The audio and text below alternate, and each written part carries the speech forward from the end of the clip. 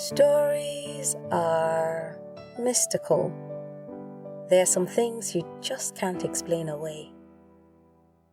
My name is Osadumebi, and every week I will tell you a short story written by a Nigerian writer or author. That's the long and short of it.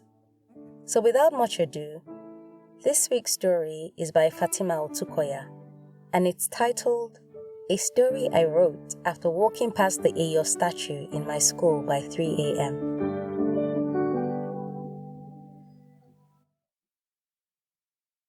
I began with pain. I began when my mother's first child died 4 days after she had been named. Remilekun, they had called her. But all she did was bring more tears. I began when my mother's mother marked my sister's body with a knife before burying her. When you have another child, we will know if it's this evil one that has come to haunt you again, my mother's mother had said. She had said when, and not if. Like God himself had told her I was to arrive. And as she made marks on my sister's back, I felt them burn into mine as life seeped into me. I was born a year after Remy. Durojaye, they named me. My name was more of a command than a plea. Like, just because they told me to stay, I would. Like, if I ever wanted to go, my name would be the only thing tying me to the earth. A part of my sister came with me. And it may sound like a lie, but I vividly remember my mother's mother slapping her voluptuous thighs as she examined my back and saw the long brown mark which stood out proudly and defiantly on my fair skin. She slapped her thighs and made exaggerated sighs. She sighed so much, one would think I had told her I was leaving the very next day. I did heed to my name. I obeyed the command plastered on my destiny as my name ordered. Durojaye, I had been named, and I did exactly just that. I waited and enjoyed life. I was pampered and cared for in every way I wanted. My mother, Mama, would still tell me sometimes that I was too tied to the spirits to really stay. That although I was here, the great beyond still trailed behind me like a shadow. On some days, I felt infinite, like my life had been stretched far before me and long after me. Like I had my life in 1,000 bodies, and I lived in those bodies at the same time. Sometimes, I would see myself perform an action before I actually did it. I would pass by the trees, and it would be as though they whispered my name, except they didn't call me Duro. They called me Arinko Tiariri. We have seen what we've never seen. It wasn't my name, but I knew I was the one the trees called.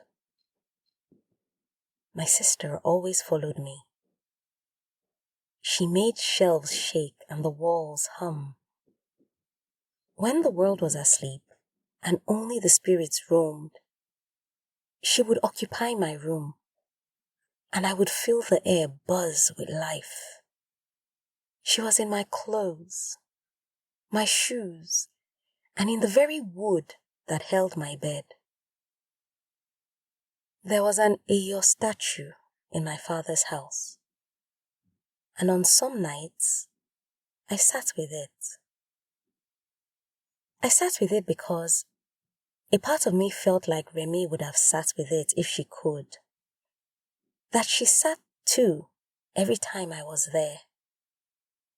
So I sat with it, and if I was still and quiet enough, I could hear it exhale. It was the deep rasp of a concrete with life in it. And some days, I tried to breathe the way it did. In. Hold for 3 seconds. Out. In. Hold again. And out.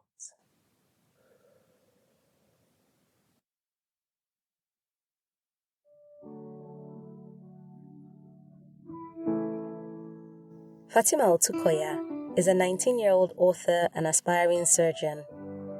She spends most of her time being a student and the rest of it writing and reading what she can. Her first book, titled Prompts and Promises, was released last year. It is an e-collection of 10 prose pieces inspired by her friends, interests, and dreams.